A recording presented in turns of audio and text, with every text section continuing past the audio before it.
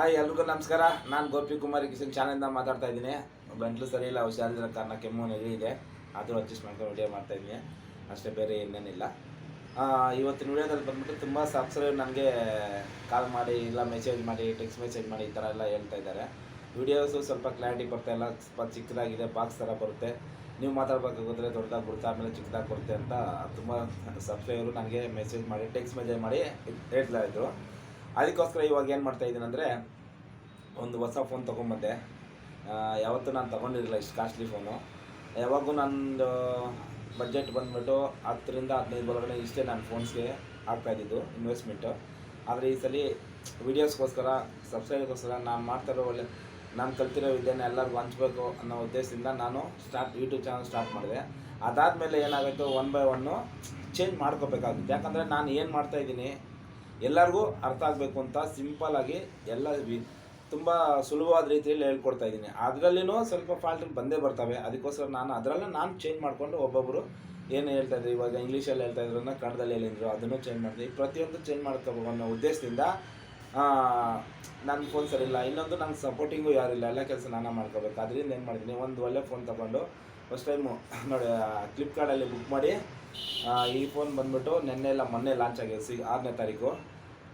ಆ ಫೋನ್ನ ತಗೊಂಡು ಈ ವಿಡಿಯೋಗಳೆಲ್ಲ ಚೆನ್ನಾಗಿ ಮಾಡಬೇಕು, ಮತ್ತು ವಾಯ್ಸು ಸರಿಯಾಗಿ ಕೇಳಿಸ್ತಾ ಇಲ್ಲ ಅಂತಲೂ ಹೇಳಿದ್ದಾರೆ. 1-2 ದಿನ ಸರಿ ಹೋಗುತ್ತೆ. ಅದಾದಮೇಲೆ ಮೈಕ್ ಒಂದು ಬುಕ್ ಮಾಡಿದ್ದೀನಿ, ಬರುತ್ತೆ. ಅದಾದಮೇಲೆ ಇನ್ನೂ ನೀಟಾಗಿ ಕ್ಲಾರಿಟಿ ನಾನು ವಿಡಿಯೋಗಳನ್ನ ಮಾಡ್ತೀನಿ. ಅದೇ ರೀತಿ ನನ್ನ ವಿಡಿಯೋಗಳನ್ನ ನೋಡೋರಾಗಲಿ ನನಗೆ ಈ ಥರ ಕಾಮೆಂಟ್ ಮಾಡಿದ್ರೆ ನನಗೆ ಕೋಪ ಬರಲ್ಲ, ಖುಷಿ ಆಗುತ್ತೆ. ಏನಕ್ಕೆ ಅಂದರೆ ನಾನು ಮಾಡ್ತಾ ಇರೋದು ಒಳ್ಳೆ ಕೆಲಸ, ಎಲ್ಲರಿಗೂ ಅರ್ಥ ಆಗಬೇಕು, ನೀಟಾಗಿ ಎಕ್ಸ್ಪ್ಲೈನ್ ಮಾಡ್ತಾಯಿದ್ದೀನಿ. ಅದರಲ್ಲೂ ಕೆಲವೊಬ್ಬರಿಗೆ ಅರ್ಥ ಆಗೋಲ್ಲ, ಅದನ್ನು ಕಾಮೆಂಟ್ ಮಾಡಿದೆ ಖಂಡಿತವಾಗ್ಲೂ ಖುಷಿ ಪಡ್ತೀನಿ.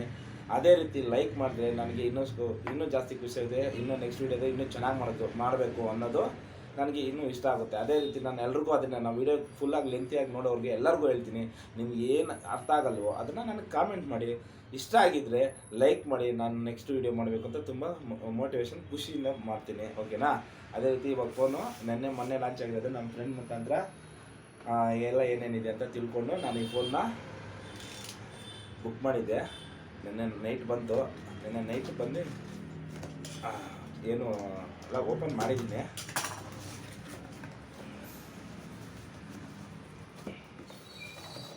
ಇದು ಬಂದುಬಿಟ್ಟು ನೋಡಿ ಇಲ್ಲೇ ಕೇಳಿಸ್ತದೆ, ರಿಯಲ್ಮಿ 13 Pro 5G ಫೋನ್ ಇದು.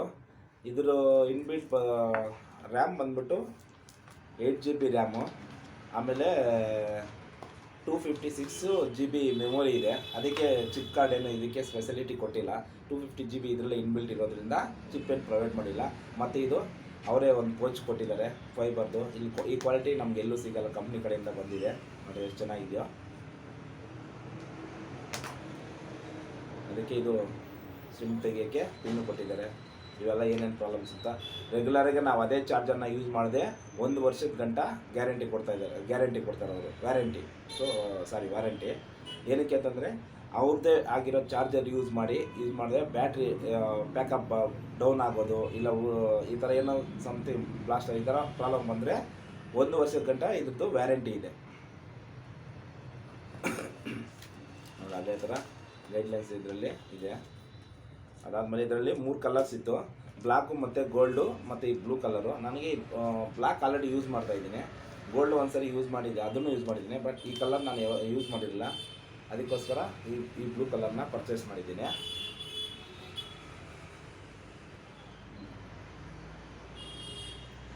ಈ ಫೋನಲ್ಲಿ 8GB ರ್ಯಾಮು ಮತ್ತು 256 GB ಇನ್ಬಿಲ್ಟ್ ಇದೆ, ಅಂದರೆ ಮೆಮೊರಿ ಕಾರ್ಡು. ಹೊಸ ಫೋನು ಲಾಂಚ್ ಆಗಿದೆ. ವಿಡಿಯೋಸು ಕ್ಯಾಮ್ರಾ ಕ್ವಾಲಿಟಿ ನೋಡಿ 4 ಲೇಯರ್ಸ್ ಇದೆ. ಇದು ಕ್ವಾಲಿಟಿ ಇನ್ನೂ ಬೇಕಂದರೆ ಯೂಟ್ಯೂಬಲ್ಲಿ ಚೆಕ್ ಮಾಡಿ, ಇಲ್ಲಾಂದರೆ ಅಮೆಝಾನಲ್ಲೆಲ್ಲ ಚೆಕ್ ಮಾಡ್ಕೊಳ್ಳಿ, ನಿಮ್ಗೆ ಗೊತ್ತಾಗುತ್ತೆ. ಅದಕ್ಕೂ ನಾನು ಎಷ್ಟು ಸಬ್ಸ್ಕ್ರೈಬರು ವಿಡಿಯೋ ಚೆನ್ನಾಗಿ ಬರೋದು ಅನ್ನೋ ಉದ್ದೇಶಕ್ಕೆ 26,000 ರುಪೀಸ್ ಮೊಬೈಲ್ ಇದು. 26,000 26,000 ರೂಪಾಯಿ ಮೊಬೈಲ್ ಇದು. ಇದರಲ್ಲಿ ಚಾರ್ಜರ್ ಅಪ್ರೂವಲ್ ಮಾಡಿದ್ದಾರೆ, ಚಾರ್ಜರ್ ಕೇಬಲ್ಲು. ಮತ್ತು ಇದ್ದದ್ದು ನೋಡಿ ಎಲ್ಲದು ಚಿಕ್ಕದಾಗಿ ಬಂದಿದ್ದು, ಸ್ವಲ್ಪ ದೊಡ್ಡದಾಗಿ ಮಾಡಿದ್ದಾರೆ. 45 ವ್ಯಾಟ್ಸ್ ಇದು. ಅದಾದಮೇಲೆ ಈ ಫೋನ್ನ ನಾನು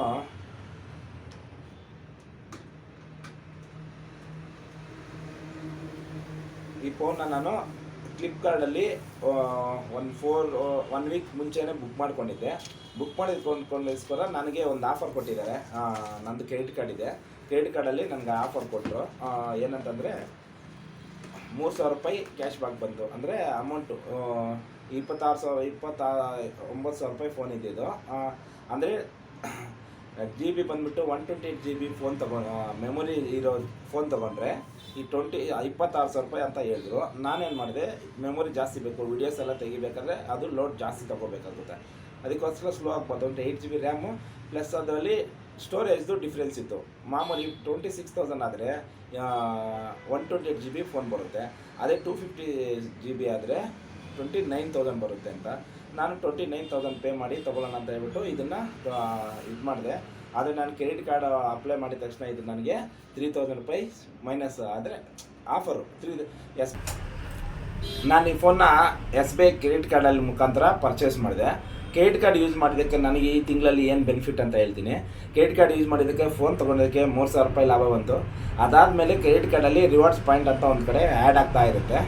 ರಿವಾರ್ಡ್ಸ್ ಪಾಯಿಂಟು 6,000 ಪಾಯಿಂಟ್ಸ್ ಆಗಿತ್ತು.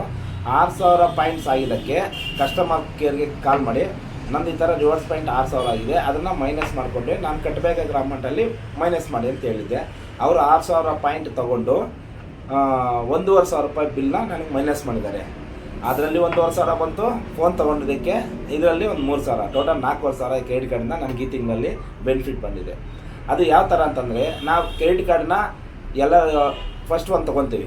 ಅದಾದಮೇಲೆ ಬ್ಯಾಂಕ್ಗಳು ಅವ್ರು ಏನು ಮಾಡ್ತಾರೆ ಅಂದರೆ, ಸಿವಿಲ್ ಸ್ಕೋರ್ ಚೆನ್ನಾಗಿ ಇವ್ರದ್ದು ಸಿವಿಲ್ ಸ್ಕೋರ್ ಚೆನ್ನಾಗಿದೆ, ಅದಾದಮೇಲೆ ಸಿವಿಲ್ ಸ್ಕೋರ್ ಚೆನ್ನಾಗಿದೆ, ಅದಾದಮೇಲೆ ಇವ್ರಿಗೆ ಕ್ರೆಡಿಟ್ ಕಾರ್ಡ್ ಕೊಡ್ಬೋದು ಅಂತ ಹೇಳ್ಬಿಟ್ಟು ಸುಮಾರು ಕಾರ್ಡ್ಗಳು ಬರ್ತವೆ. ಫೋನ್ ಕಾಲ್ಸು, ಮೆಸೇಜು ಈ ಥರ ಬರುತ್ತೆ.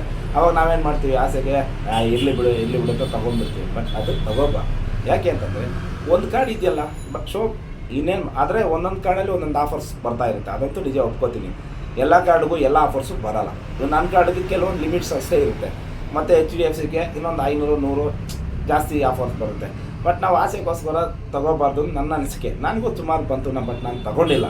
ಏನಕ್ಕೆ ಅಂತಂದರೆ ನೋಡಿ, ಆ್ಯನ್ಯುವಲ್ ಫೀಸ್ ಅಂತ 500 ಇರುತ್ತೆ ಇಯರ್ಲಿ ಒನ್ ಟೈಮು. ಒಂದು ಕಾರ್ಡ್ಗೆ ಒಂದೊಂದು ಕಾರ್ಡು ಫ್ರೀ ಇರುತ್ತೆ, ಇನ್ನೊಂದು ಕಾರ್ಡ್ಗೆ 4,000-5,000ವರೆಗೂ ಇರುತ್ತೆ. ಅದರಲ್ಲೂ ಆ್ಯನ್ಯುವಲ್ ಫೀಸನ್ನು ಮೈನಸ್ ಮಾಡ್ತಾರೆ. ಯಾವ ಥರ ಅಂತಂದರೆ, ಒಂದು ವರ್ಷದಲ್ಲಿ ನಾವು 50,000 ರೂಪಾಯಿನ ಯೂಸ್ ಮಾಡಿ ಪೇ ಮಾಡಿದರೆ ಆ 500 ರೂಪಾಯಿ ನಮಗೆ ಮತ್ತೆ ರಿಟರ್ನ್ ಬರುತ್ತೆ. ಇವತ್ತು ಕಟ್ ಮಾಡ್ಕೊತಾರೆ, ಮತ್ತು ನಾಳೆ ಆ್ಯಡ್ ಮಾಡ್ತಾರೆ. ನಮ್ಮ ಕಾರ್ಡಲ್ಲಿ ಹಂಗೆ ಆಗ್ತಾ ಇರೋದು. ನಾವೇನು ಮಾಡ್ತೀವಿ, 2-3 ಕಾರ್ಡ್ ಬರುತ್ತಲ್ಲ ಅಂತ ತೊಗೊಳ್ತೀವಿ. ಒಂದರಲ್ಲೂ ಕರೆಕ್ಟಾಗಿ 50,000 ಯೂಸ್ ಮಾಡೋಕ್ಕಾಗಲ್ಲ. 4-5 ಕಾರ್ಡ್ ಇದೆ, ಎಲ್ಲಿ ಯೂಸ್ ಮಾಡ್ತೀವಿ? ಆಗಲ್ಲ.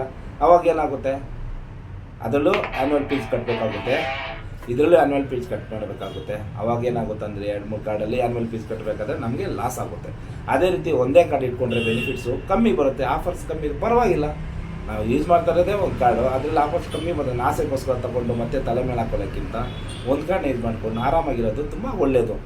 ಓಕೆನಾ? ಅದೇ ರೀತಿ ಮತ್ತು ಇನ್ನೊಂದು ಅಷ್ಟೇ, ಡ್ಯೂ ಡೇಟು ರೆಗ್ಯುಲರಾಗಿ 1ನೇ ತಾರೀಕಿಂದ ನನ್ನ ಕಾರ್ಡ್ ಬಂದುಬಿಟ್ಟು 5 ಇಲ್ಲ 9 ಈ ಥರ ಅಮೌಂಟ್ ಪೇ ಮಾಡೋದು ಬರುತ್ತೆ. 8ನೇ ತಾರೀಕಿಲ್ಲ 9ನೇ ತಾರೀಕು ಬರುತ್ತೆ. ಆವಾಗ ನಾನೇನು ಮಾಡ್ತೀನಿ ಅಂದರೆ, ಒಂದು ದಿನ ಹೆಚ್ಚು ಕಮ್ಮಿ ಪೇ ಮಾಡಿಬಿಡ್ತೀನಿ. ಇದುವರೆಗೂ ನಾನು 4-5 ಇಯರ್ಸಿಂದ ಒಂದು ದಿನನೂ ಡೇಟ್ ಮಿಸ್ ಮಾಡದೆ ಕಟ್ಟಿದ್ದೀನಿ. ಆ ಕಟ್ಟಿರೋದಕ್ಕೆ ಕಾರಣ ಏನಂತಂದರೆ, ನಾವು ರಿವರ್ಸ್ಮೆಂಟ್ ಬರುತ್ತೆ. ನಾನು ನಮ್ಮ ಅಂಗಡಿಗೆ ಏನೇನು ಮೆಟೀರಿಯಲ್ ಬೇಕು ಕಾರ್ಡಲ್ಲಿ ಯೂಸ್ ಮಾಡ್ತೀನಿ, ಡಿಮಾರ್ಟ್ಗೆ ಹೋದರೆ ಕಾರ್ಡಲ್ಲಿ ಯೂಸ್ ಮಾಡ್ತೀನಿ. ಅದರಿಂದ ಪಾಯಿಂಟ್ಸ್ ಆ್ಯಡ್ ಆಗ್ತಾ ಬರುತ್ತೆ. ಅದರಲ್ಲೂ ಬೆನಿಫಿಟ್ಸ್ ಇದೆ. ಇಯರ್ಲಿ ಒನ್ ಟೈಮ್ 100% ನಾನು 6,000 ರಿವರ್ಸ್ ಪಾಯಿಂಟು ಮೈನಸ್ ಮಾಡಿದ್ರೆ ಅದರಲ್ಲೂ 1,500 ತೊಗೊತೀನಿ. ಬಟ್ ನನಗೆ ಒಂದು ತಿಂಗಳಲ್ಲಿ ಸಾಲ ಇದ್ರೂ ಅದನ್ನು ಪಡ್ಕೊತೀನಿ. ಇದರಿಂದ ಏನಾಗುತ್ತೆ ಅಂದರೆ ನಮಗೆ ಹೆಲ್ಪ್ಫುಲ್ ಆಗುತ್ತೆ. ಮತ್ತು ಅಂದರೆ ಕ್ರೆಡಿಟ್ ಕಾರ್ಡಿಂದ ಭಯ ಪಡೋಂಥದ್ದು ನನಗೆ ಸ್ಟಾರ್ಟಿಂಗಲ್ಲಿ ನಾನು ತೊಗೋಬೇಕಾದ್ರೆ ಸುಮಾರು ಹಂಗಲ್ಲಿ ಕ್ರೆಡಿಟ್ ಕಾರ್ಡ್ ಏನು ತೊಗೊಂತೀಯ. ಬಟ್ ಸಡನ್ಲಿ ನನಗೆ ಎಮರ್ಜೆನ್ಸಿಗೆ ಪ್ರತಿದಿನ ನಾನು ಯೂಸ್ ಮಾಡಬೇಕು ಅಂದರೆ ಕ್ಯಾಶಲ್ಲಿ ತಗೊಳ್ಳಿ. ಅದೇ ಈಗಿನ ಎಲ್ಲ ಕಡೆ ಕಾರ್ಡ್ ಯೂಸ್ ಮಾಡ್ತಾರೆ. ನಾನು ಅದೇ ಥರ ಯೂಸ್ ಮಾಡ್ತಾಯಿದ್ದೀನಿ. ಹೆಲ್ಪ್ಫುಲ್ ಆಗಿದೆ. ಆದರೆ ಒಂದೇ ಕಾರ್ಡ್ ತೊಗೊಳ್ಳಿ, ನೀಟಾಗಿ ಯೂಸ್ ಮಾಡಿ, ಡೇಟ್ ಟು ಡೇಟ್ ಕರೆಕ್ಟಾಗಿ ಕಟ್ಕೊಂಡೋಗಿ, ಏನು ಪ್ರಾಬ್ಲಮ್ ಬರೋದಿಲ್ಲ. ಮತ್ತು ನಾವು ಏನೇ ಪರ್ಚೇಸ್ ಮಾಡಿದ್ರು ನಮಗೆ ಇದು ಆನ್ಲೈನಲ್ಲಿ ಪರ್ಚೇಸ್ ಮಾಡಿ ನಮ್ಮ ಕಾರ್ಡ್ ನಂಬರ್ ಆಗಿದ ತಕ್ಷಣ ನಮ್ಗೆ ಆಫರ್ ಬಂದುಬಿಡುತ್ತೆ. ಇದೊಂದು ತುಂಬ ಉತ್ತಮ ಅಂತ ಅನಿಸುತ್ತೆ. ಬಟ್ ಆದರೆ ಕ್ರೆಡಿಟ್ ಕಾರ್ಡ್ ಇದೆಯಲ್ಲ ಅಂತ ಹೇಳ್ಬಿಟ್ಟು 50,000-60,000 ಯೂಸ್ ಮಾಡಿಬಿಡೋದು ಒಂದೇ ತಿಂಗಳಲ್ಲಿ. ಮತ್ತು 1ನೇ ತಾರೀಕು ಅಷ್ಟು ಅಮೌಂಟ್ ಇರೋಲ್ಲ. ಮತ್ತು ಮಿನಿಮಮ್ ಡ್ಯೂ ಅಂತ ಇರುತ್ತೆ, ಫುಲ್ ಪೇಮೆಂಟ್ ಅಂತ ಇರುತ್ತೆ. ಯಾವತ್ತೇ ಆಗಲಿ ಮಿನಿಮಮ್ ಪೇಮೆಂಟ್ನ ಮಾಡಬಾರ್ದು. ಏನಕ್ಕೆ ಅಂತಂದರೆ, ಒಂದು ತಿಂಗಳಲ್ಲಿ 50,000ಕ್ಕೆ ನನ್ನ ಪ್ರಕಾರ 1,500 ಆ ಥರ ತೋರಿಸ್ತಾರೆ ಫುಲ್ ಪೇಮೆಂಟು, ಮಿನಿಮಮ್ ಪೇಮೆಂಟು ಅಂತ. ನಾವೇನು ಮಾಡ್ತೀವಿ, ಮಿನಿಮಮ್ ಪೇಮೆಂಟ್ ಇದೆಯಲ್ಲ ಇದು ಮಾಡಿಬಿಡ ಅಂತ ಮಾಡಿದ್ರೆ ಅದು ಬರೀ ಇಂಟ್ರೆಸ್ಟ್ ಮಾತ್ರ. ಆ ತಿಂಗಳಿಗೆ ಇದೆ ಇಂಟ್ರೆಸ್ಟ್ ಮಾತ್ರ ಇರುತ್ತೆ. ಫುಲ್ ಪೇ ಮಾಡಿದ್ರೆ ನಾವು ಇಂಟ್ರೆಸ್ಟು ನಮಗೆ ಲಾಭ. ಅಂದರೆ ಫುಲ್ ಪೇ ಮಾಡಿದ್ರೆ ನಾವು ₹1 ಎಕ್ಸ್ಟ್ರಾ ಕಟ್ಟಂಗಿರಲ್ಲ. ಮಿನಿಮಮ್ ಪೇ ಮಾಡಿದ್ರೆ ಮಿನಿಮಮ್ ಅಷ್ಟೇ, ನಮ್ಮ ಸಾಲ ಅಲ್ಲೇ ಇರುತ್ತೆ, ಬರೀ ಬಡ್ಡಿ ಕಟ್ತಾ ಇದ್ದಂಗೆ. ಮತ್ತು ಅದರಿಂದ ನಾವು ಸಿವಿಲ್ ಸ್ಕೋರೂ ಕಮ್ಮಿ ಆಗೋ ಚಾನ್ಸಸ್ ಇರುತ್ತೆ. ಅದಕ್ಕೆ ಪ್ರತಿ ತಿಂಗಳು ನಮ್ಗೆ ಎಷ್ಟಾಗುತ್ತೋ ಹಾಸಿಗೆ ಇದ್ದಷ್ಟು ಕಾಚು ಹಾಕಬೇಕು ನಾವು ದೊಡ್ಡವ್ರು ಹೇಳಿದ್ದಾರೆ ಆ ಮಾತನ್ನ ನಾನು ಫಾಲೋ ಮಾಡಿಕೊಂಡು ನನ್ನ ತಿಂಗಳಿಗೆ ಲಿಮಿಟ್ಸ್ ಎಷ್ಟಿರುತ್ತೆ, ನನ್ನ ಶಾಪ್ ಬೇಕಾದ್ರೆ ಮೆಟೀರಿಯಲ್ಸು, ಮನೆಗೆ ಬೇಕಾದ್ರೆ ಮೆಟೀರಿಯಲ್ಸು, ನನ್ನ ಖರ್ಚು ಎಲ್ಲ ಪೆಟ್ರೋಲು ಅದು ಇದು ಸ್ವಲ್ಪ ಯೂಸ್ ಮಾಡಿಕೊಂಡ್ರೆ ಒಂದು ₹30,000-40,000 ಪ್ರತಿ ತಿಂಗಳು ಬರುತ್ತೆ. ಆ ₹30,000-40,000 ನಾನು ಪ್ರತಿ ತಿಂಗಳು ಕರೆಕ್ಟ್ ಟೈಮ್ಗೆ ಕಟ್ಕೊಂಡು ಹೋಗ್ತಾಯಿದ್ದೀನಿ. ಸಿವಿಲ್ ಸ್ಕೋರು ತುಂಬ ಚೆನ್ನಾಗೂ ಇದೆ. ಆಫರ್ಸು ನೋಡಿ ಪ್ರತಿಯೊಂದು. ಲಾಸ್ಟ್ ಟೈಮು ಬೇರೆಯವ್ರಿಗೆ ನಮ್ಮ ಫ್ರೆಂಡಿಗೆ ತಗೊಟ್ಟೆ, ₹2,000 ಬಂತು, ₹1,000 ಕೊಟ್ಟೆ, ₹1,000 ನಾನು ತೊಗೊಂಡೆ. ಬಟ್ ಅದೇ ರೀತಿ ಈ ಥರ ಆಫರ್ಸ್ ಬರ್ತಾನೆ ಇರುತ್ತೆ ನೋಡಿ. ಅದಕ್ಕೋಸ್ಕರ ಕಾರ್ಡ್ ಬಗ್ಗೆ ಹೇಳಬೇಕು ಅಂತ ಹೇಳ್ತೆ ಅಷ್ಟೇ, ಬಿಟ್ಟರೆ ನನಗೆ ಇದರಿಂದ ಏನಿಲ್ಲ ಲಾಭ. ನಾವು ವೀಡಿಯೋಗೋಸ್ಕರ ಫೋನ್ ತೊಗೊಂಡೆ, ಫೋನಿಂದ ಅದೇ ಕಾರ್ಡ್ ಬಗ್ಗೆ ಬಂದ್ಬಿಡ್ತೆ ಅಷ್ಟೇ. ನೆಕ್ಸ್ಟ್ ವೀಡಿಯೋದಿಂದ ತುಂಬ ಚೆನ್ನಾಗಿ ಮಾಡ್ತೀನಿ ಅನ್ನೋದು ಒಂದು ನಮ್ಮ ಸಬ್ಸ್ಕ್ರೈಬರ್ಗೆ ಹೇಳೋಕ್ಕೋಸ್ಕರ ಈ ವಿಡಿಯೋ ಮಾಡಿದೆ. ಓಕೆನಾ? ಜಾಸ್ತಿ ಮಾತಾಡೋದು ಬೇಡ. ತುಂಬ ಧನ್ಯವಾದಗಳು.